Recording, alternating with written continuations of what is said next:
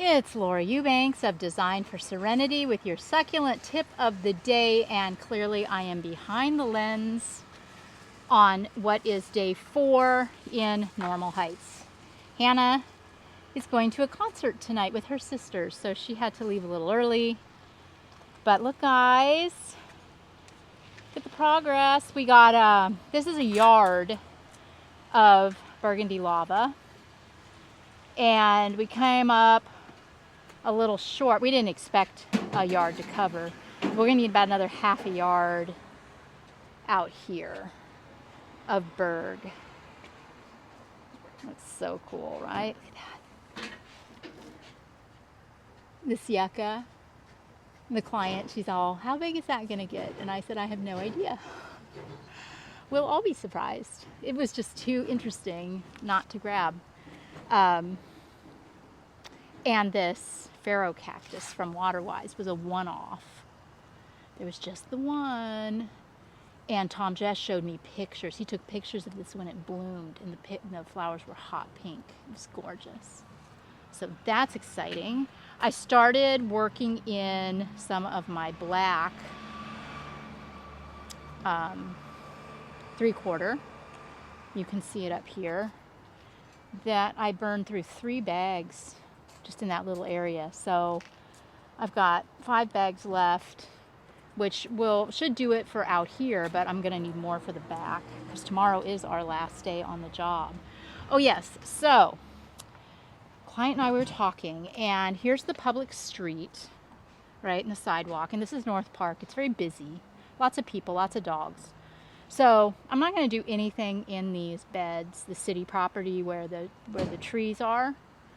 I'm just going to, I cleaned them up, but I'm going to throw down a little more of that rock. And then because I just couldn't stand it, we had a lovely volunteer named Jeff. Thank you so much, Jeff. Came today and finished cleaning up this parking strip. It was covered in weeds. Doesn't that look so clean and nice? I know, I didn't have to, but it's project adjacent, and I didn't like it. So we just tidied it up. Look at all the rubble. Oh dear. That's too much rubble. I don't think I'm going to be able to use all of that in the back. But you know what? Maybe I will. And if I don't, we'll just take it with us for the next one. So Greg has been working very hard today. And forgive me if I'm going too fast. I'm trying to be mindful not to give you all vertigo. He got the gutter gardens up, and they look so cool. So the way he did this, pretty ingenious. He took, well, I showed you this a little bit yesterday, these cinder blocks, and he bore into those and put anchor pins in there to support the gutters. So there's no concrete, you know, if they need to be moved, no problemo. But I will go to Oasis tomorrow morning, and I will get my plants for the gutter gardens. This area over here is just going to be clean. I thought about staging some pots, but why? You know, and the client laughed at me. She's like, I don't know why. Less is more. You know, she doesn't need that. So these beautiful pots are going to her friends, which is lovely. So we'll tidy all that area up. And then show you what we've been doing back here.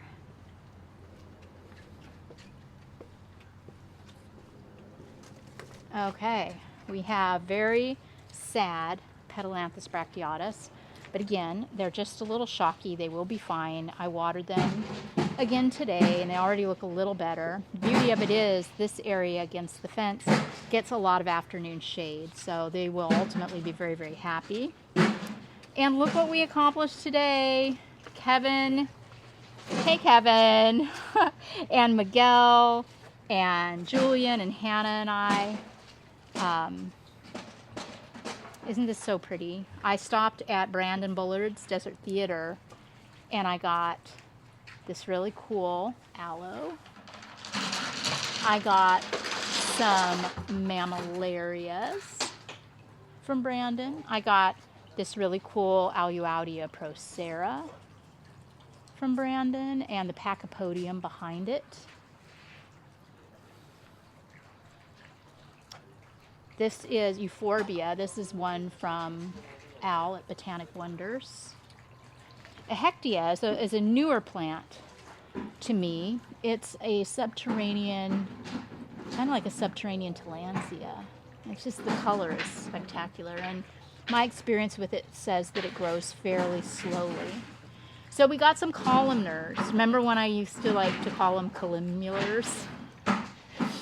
I still like that better. It sounds better. But columnar cactus. Hannah brought up a really, really good point. See, look how big this area is. Her neighbors are just like breathing down on her. So we feel like we need height. We need some pillars in this garden. So we've got Pilosoceras and Peruvianus and Salisto cactus and, you know, a few things that are going to give us some great height in no time. Even a Pringlei. Look at the baby Pringlei right here. How cute is that? And then Greg's fountain.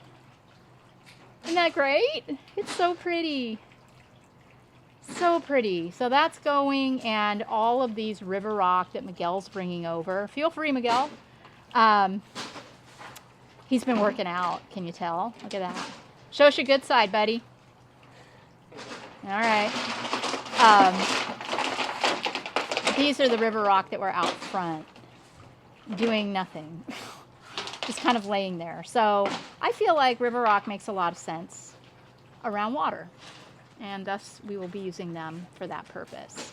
Okay, where to go now? So we also preserved some of this gravel, put it in buckets, because this whole yard back here was gravel.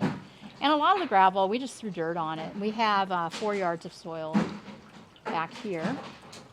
And then around the corner, we have the other gutter garden. See them down there? Yeah, not really, but Greg still has to attach the gutters to the frames. But that's the shady side. So they're, oh my gosh, it's like 20 degrees cooler right here, guys. Those gutters aren't going to need hardly any water at all because it's shady all the time. But flipping on around, show you another thing we did. And we can load everything else in. Okay. We with the help of the client, we edited her pots. We were going to fill this corner here with pots. Well, we did fill this corner with pots. And she's like, that's too many pots. And it was. We got a little lost in the sauce. So we narrowed it down to her 3 favorites. And they're so, so pretty. Aren't the plants so beautiful? And all the plants came from 3 different places. This Montrose came from Brandon. The Pringlei came from Al. And the little Myrtillo Cactus Crest came from Planter's Paradise. So over here, we've got these potted up Pilosoceras. Remember these pots were on top of the pony wall. And I don't like it at all. So we're going to put these potted Pilos, after obviously I top dress them. They're going to go right here in this narrow bed at the base of the wall, staged. The rest of this stuff is going to come out, and the pots will be donated and the plants will be donated. But yeah, here's what she'll see when she pulls in. It's just so cute. Look at the back of the house. Isn't that cute? So cute. So yeah, that's it for today. Tomorrow we wrap it up. We still have to move all of that rubble. We obviously have to throw down all of our top dressing back here. Greg also has to navigate the electrical for the fountain.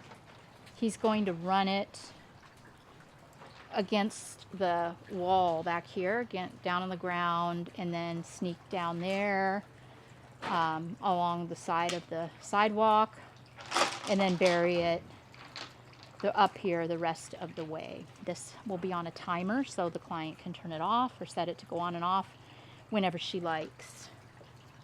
Really, you know, if you're not sure, do some water in your garden, whether it's just a simple bird bath or a recirculating fountain or a pond or whatever floats your boat. But water is such an important element in a garden. It just really elevates it and takes it to the next level for sure.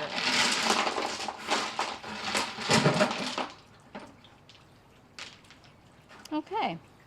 All right, well, that's all I got for you today. We will see you tomorrow for the grand reveal. As always, thank you so much for following. And this has been Laura for Team DFS with day 4 in Normal Heights. Bye, guys.